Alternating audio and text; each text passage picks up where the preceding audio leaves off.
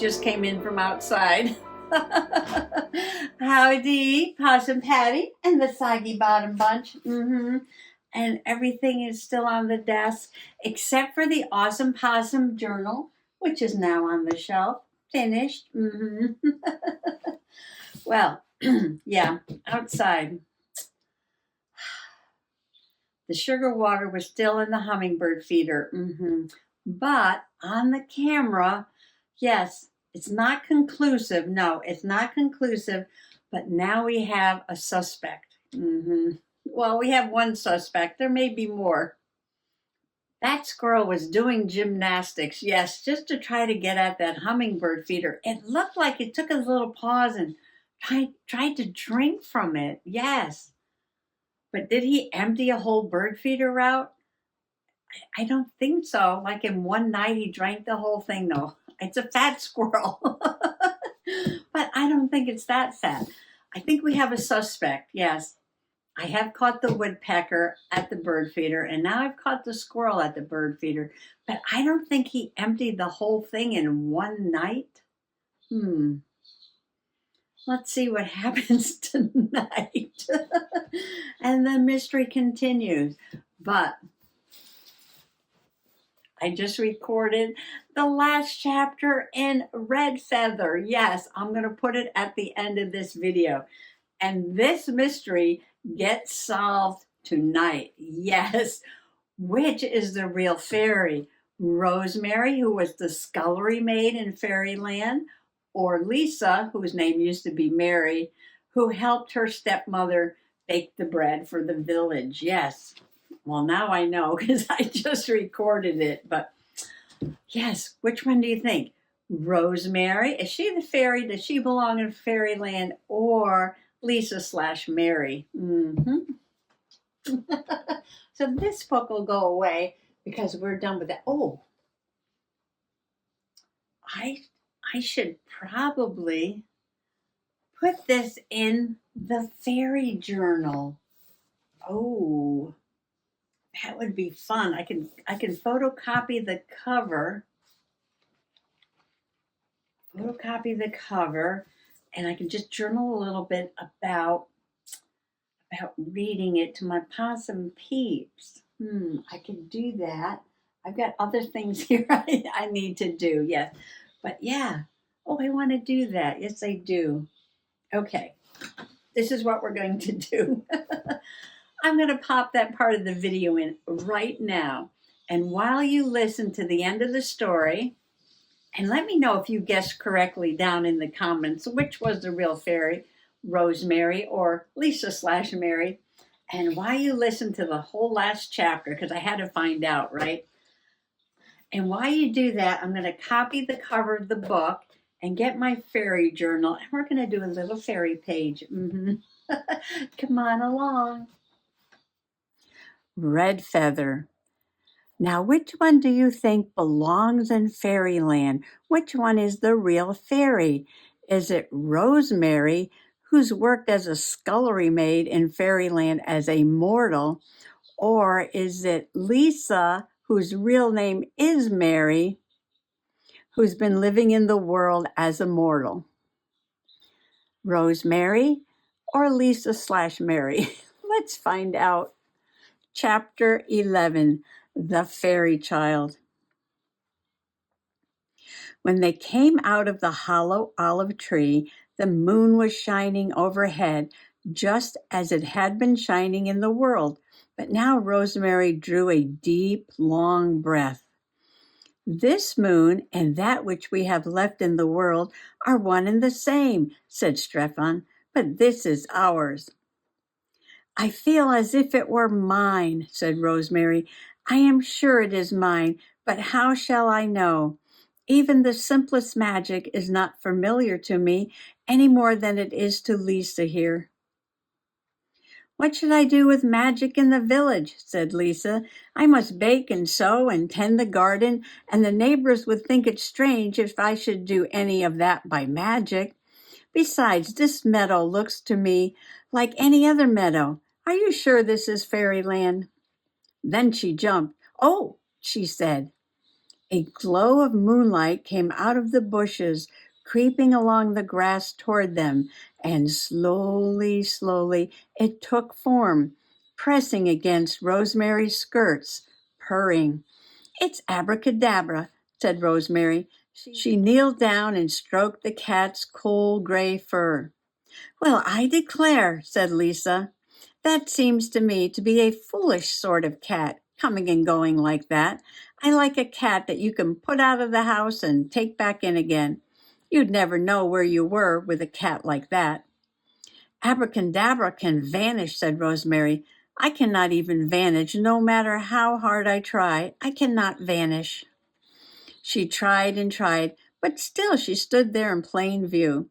She glanced down at the moonstone ring on her finger, but it looked just as dead as it had in the world. "You see how it is," she said to Strephon.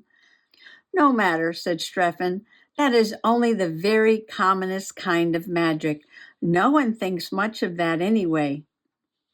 Lisa started ahead through the olive trees, and they followed her until they came out in the meadow near the palace gardens.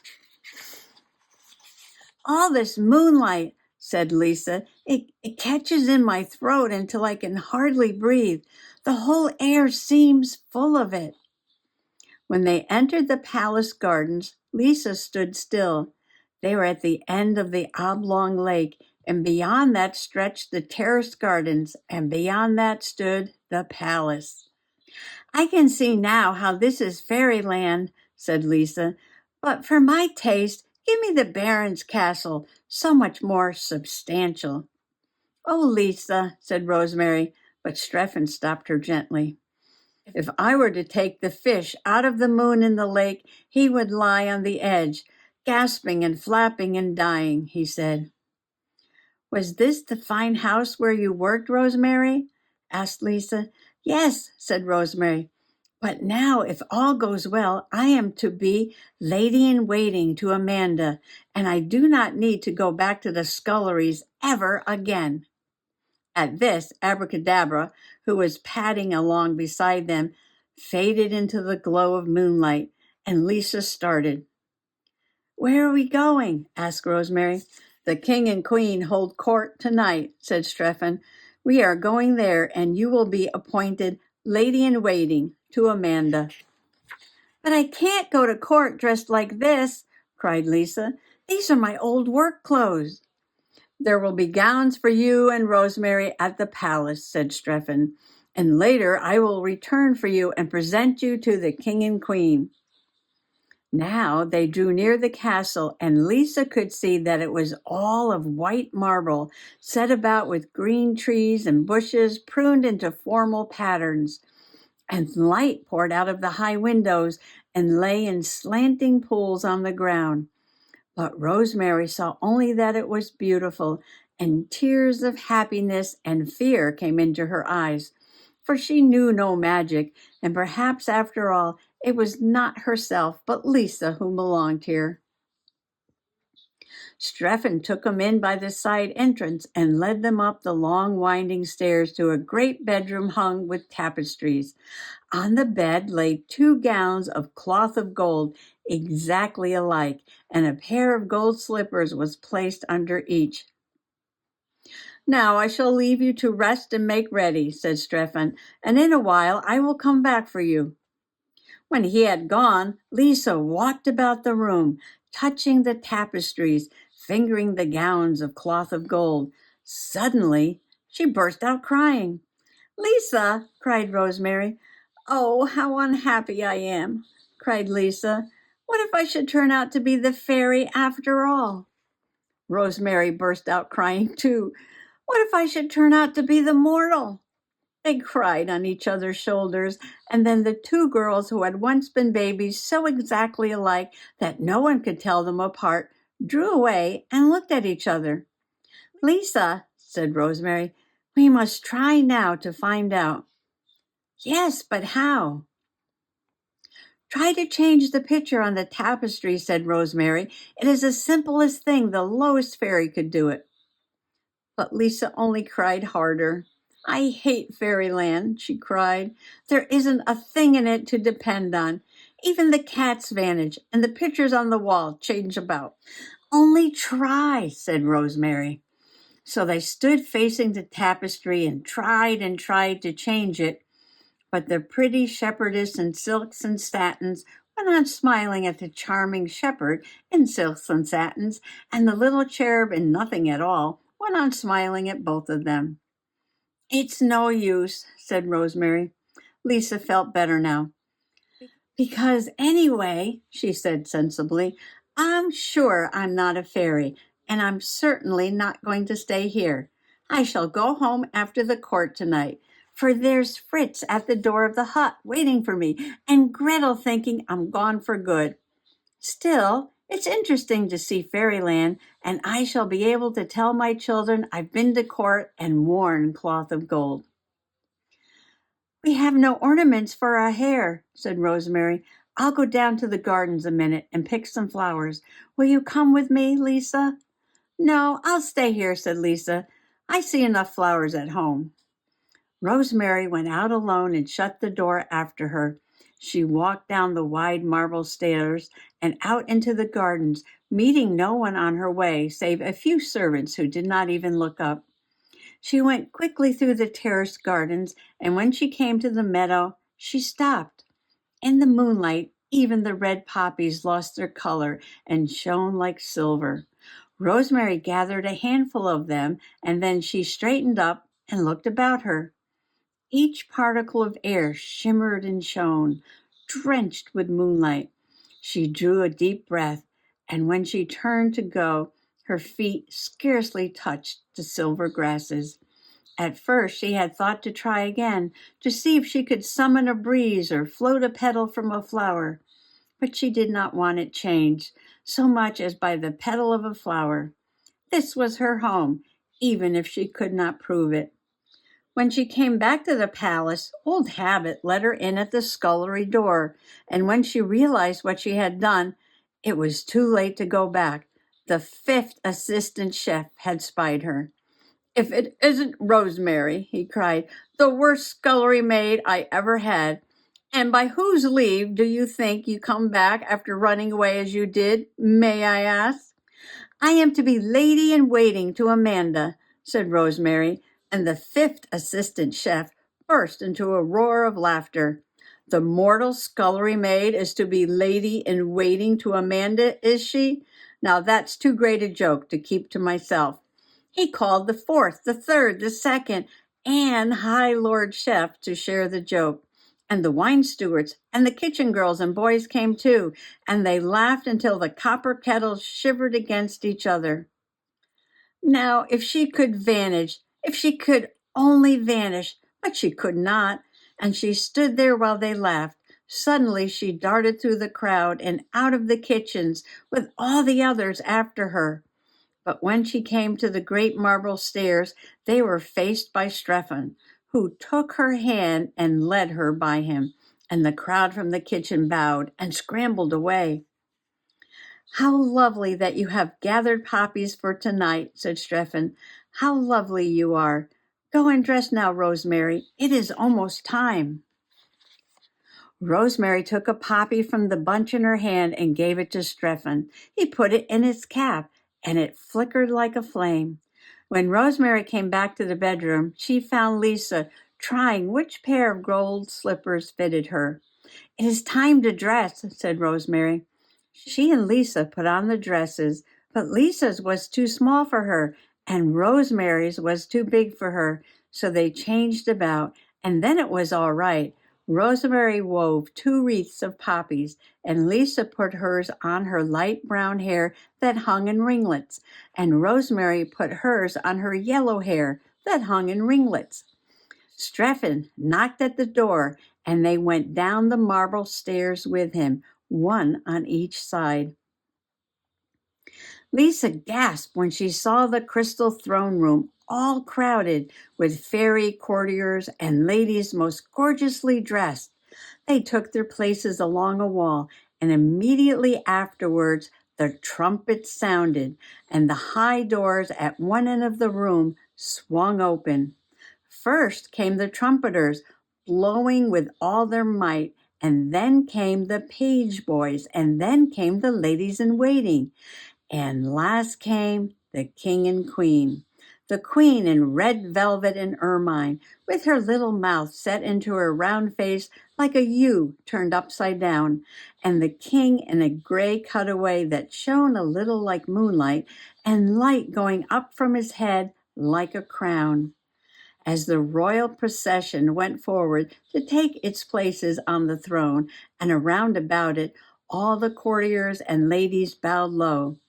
But Rosemary almost forgot to bow, for she had seen Amanda in a gray gown that shone a little like moonlight, and light seemed to pierce through her heart in a happiness that was like pain, and Amanda had seen her, and there were real tears in her eyes.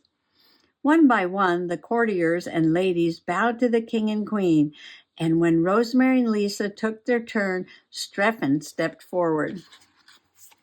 "This is Rosemary," he said, "who is to be Amanda's lady-in-waiting from henceforward." "So," said the queen, "this is the mortal who was to be my perfect parlour-maid." "That is what we cannot tell, my mother," said Strephon, and he told her about the two babies and how they had feared her anger. The queen looked as she was about to be very angry at once when the king leaned forward. "So now we have both children here," he said, "and the queen in her wisdom will know one from the other." The queen looked baffled, but pleased. "Certainly I shall know them," she said. "The point is to find the best way to choose. They do not look alike any more, though the mole at the corner of each mouth is still there. Let me see. Perhaps a question," whispered the king. "Of course," said the queen. "I am merely casting about in my mind for the best of several." She faced the two girls. "Is there anything in this room which might be improved upon?" "Oh, no," cried Rosemary. "It is all perfect." "The chandeliers have not been properly dusted," said Lisa, "and the floor should be well waxed and polished." The queen stood up in great excitement. "There is my parlour-maid," she said, "the one I have been looking for all these years." "But I must go home," said Lisa. "You are to stay here and be my parlour-maid," said the queen. She turned to run, but the queen had enchanted her, and she could not move. Then she began to cry terribly, and Rosemary thought, "This is all my fault. It was I who made her come with me, and now the queen has caught her." "Dear mother," said Strephon. "Dear lady," said the king. "Let me go," wept Lisa. "I hate fairyland. I don't want to stay. Oh, let me go." "That I won't," said the queen. "Dear mother," said Strephon. "Dear lady," said the king. "No," said the queen. "Yes," said Rosemary. The queen started and glared at her. "You shall be punished," she began, but Lisa interrupted her. "Rosemary, save me." The poppies on Rosemary's head glowed brighter and brighter and hotter until a crown of flaming flowers, of fiery poppies, burnt round her yellow hair. She lifted the hand with the moonstone ring on one finger, and moonlight glowed from the ring. She pointed the finger straight at Lisa, and the moon rays glowed and glowed until Lisa seemed to be disappearing in the light. Yes, she was disappearing. She had gone. There was not a trace of her left. The queen was in such a fury that she could not speak. All the fairies shrank back a little from Rosemary and the queen, facing each other. The queen was in such a fury that she could not speak. All the fairies shrank back a little from Rosemary and the queen, facing each other. She had defied the queen, and her magic had been stronger than the queen's.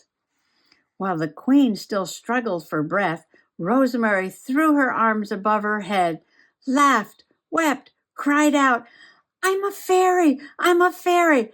This is my home!" The king leaned forward to his purple queen. "How clever you are, my dear!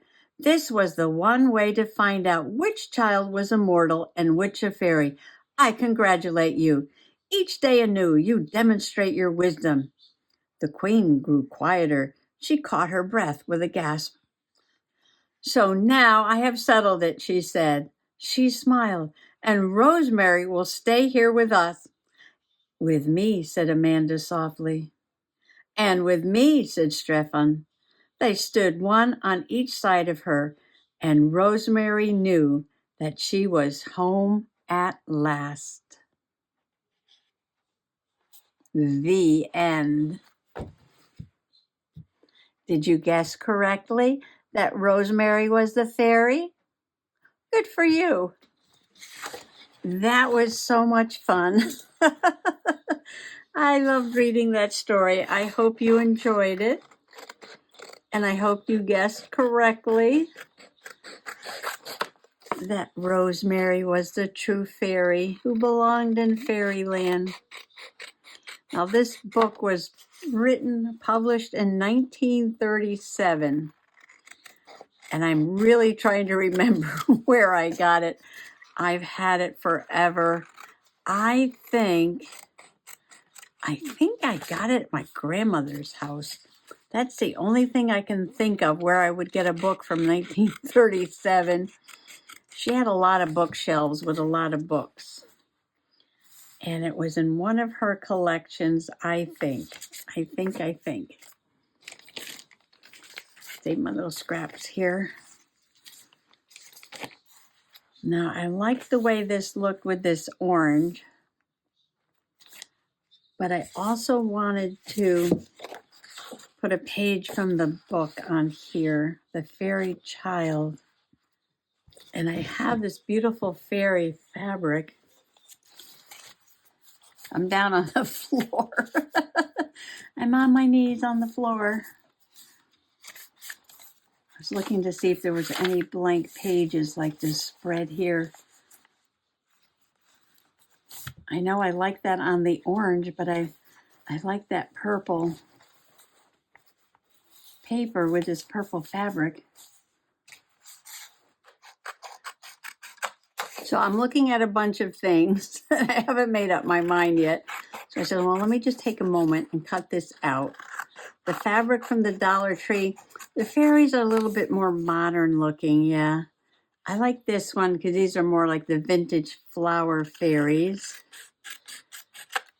And I thought I would use the page, the back of the page as like a journaling card. I'm still working this out. I might go with all this purple. I love all this purple, but I don't know. Yes.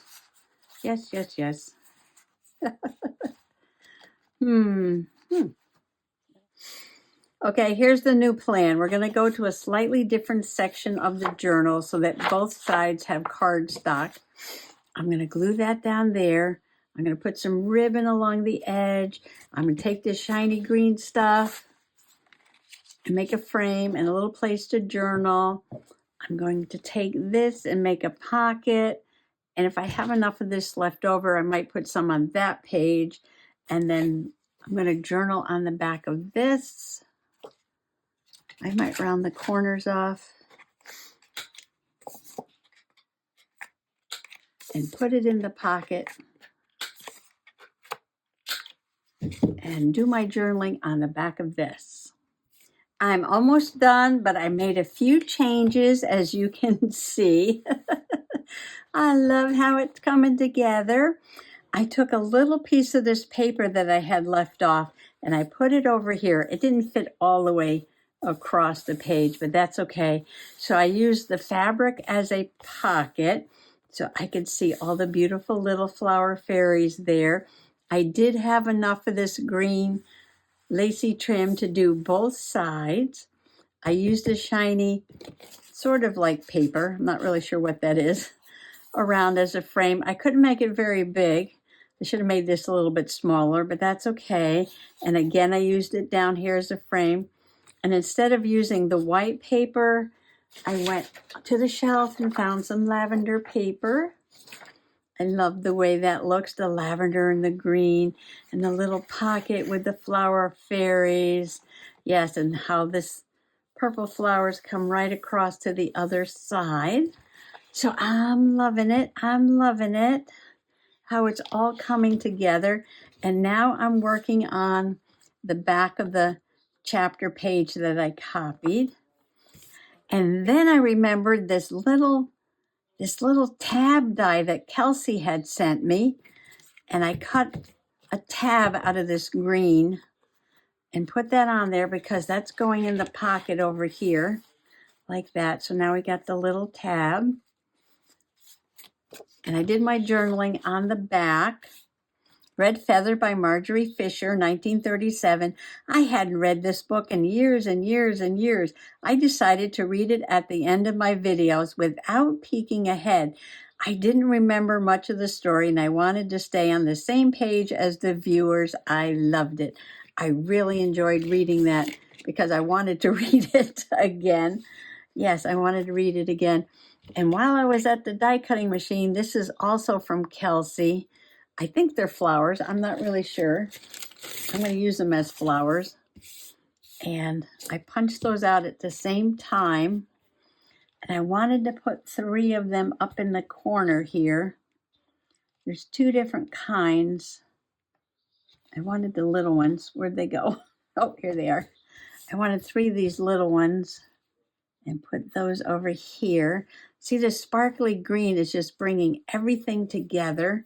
And then I got my box of bling bling out. I'm going to put a bling in the middle for the center of the flower.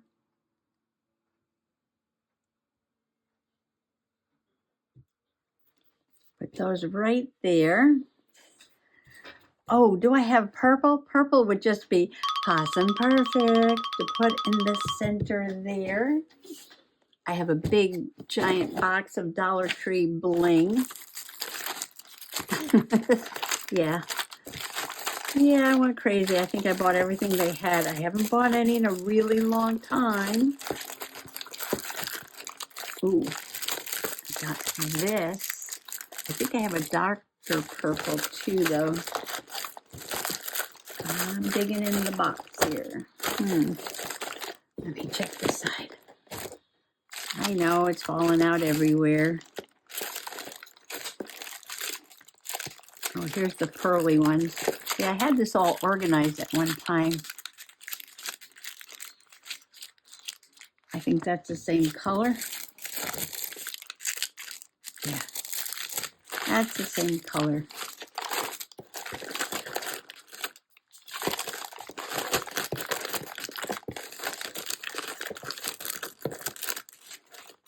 Okay, this one has purple on it too. All right, we'll find something. We'll find something. Oh, not the blue. Not the blue. Okay.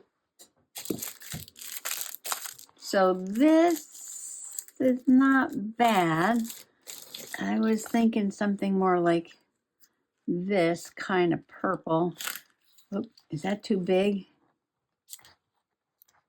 Let's see. No, it's perfect. It's perfect. It's perfect. Oh, I need to put a date on here, don't I? You gotta remind me to put dates on things. I put the date the book was published, but I didn't put when I read it.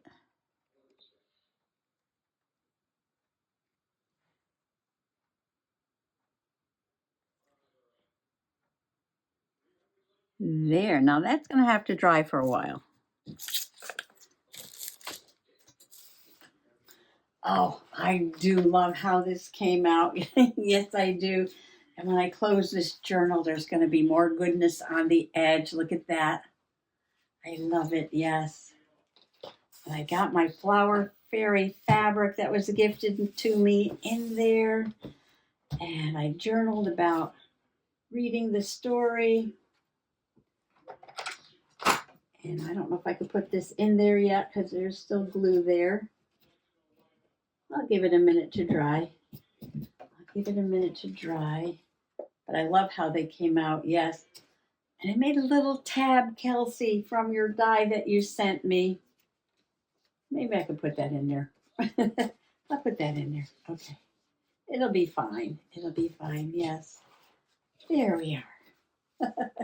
So the purple and the sparkly green and the green trim is pulling it all together. Yes, it is. Yes, it is. I love it. I love it. Oh, I had so much fun reading this book. And for those of you who followed along with me, I just want to thank you. Yes, I just want to thank you so much, because this must have been very precious to me for me to keep it for so many years. So many years. Yes.